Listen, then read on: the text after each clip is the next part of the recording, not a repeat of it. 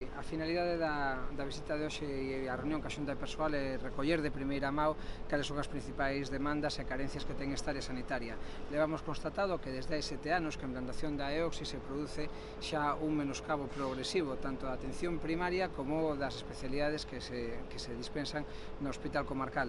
Creemos que é absolutamente inaceptable separar os servicios sanitarios da poboación porque en materia sanitaria a distancia pode salvar vidas ou pode empeorar a saúde de forma letal. Nos creemos que o servicio sanitario ten que estar ao pé da poboación. Creemos que é inaceptable que non se cubran baixas, que hai 7 anos aquí había servicios como cardioloxía ou neuroloxía que hoxe están gravemente afectados porque xa son médicos que veñen única e exclusivamente a pasar consulta un par de veces por semana.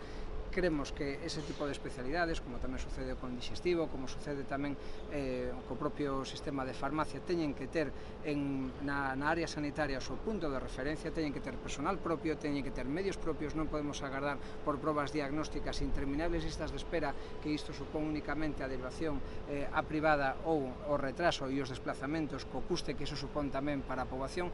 Nos creemos que o desmantelamento da sanidade pública é algo que é inaceptable e algo que afecta a todo o mundo. É dicir, os votantes incluso do Partido Popular están defraudados e decepcionados con esta situación. Ninguén votou o Partido Popular para que lle pechasen servicios esenciais como a atención primaria, como as especialidades, e non estamos convencidos de que esta batalla que a xente fai, que a cidadanía de Vilagarcía, de todos Sanés, leva día a día e que outro día deu lugar a unha manifestación multitudinaria, acabará por impoñerse fronte a unha maioría parlamentaria que non escoita a poboación. A poboación quere servicios públicos de calidade que hasta agora se están dispensando gracias ao sacrificio e gracias ao traballo abnegado dos profesionais e das profesionais da sanidade. Pero creemos que é hora tamén de que a Administración corresponda dotando de medios personais e materiais para que esa prestación sanitaria se produza de forma efectiva, de forma adecuada, cerca da poboación, porque creemos que temos dereito, non podemos crear cidadanía de primeira e de segunda, que é o que parece que pretende o Partido Popular.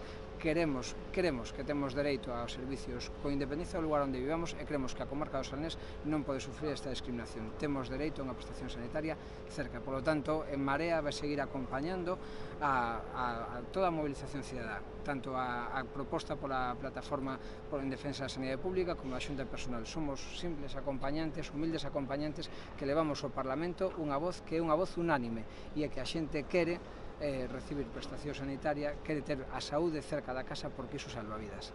O Parlamento leva unha nova iniciativa sobre o tema sanitario? Sí, nós temos un compromiso que expresamos outro día no debate sobre o Estado da Nación.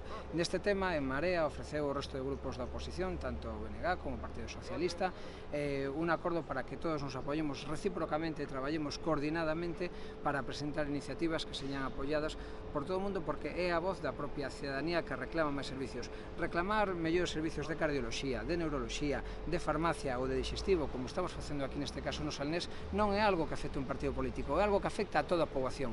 Por lo tanto, nos hoxe recollemos estas demandas, levámolas ao Parlamento e sabemos que teremos apoio dos outros grupos, igual que nos apoiamos os outros grupos. Aquí non hai diferencias. Estamos todas e todos unidos porque todos queremos unha sanidade de calidade para o noso país que nos nega única e exclusivamente o Partido Popular. Por eso, creemos que a maioría social hoxe ten clarísimo que isto é irrenunciable e, polo tanto, non pararemos e non parará todo o mundo hasta que consigamos para este proxecto de reforma. Ese non pararemos indica máis movilizacións porque xa houve unha manifestación na que estuvo, sabe como foi de multitudinaria. Estuven.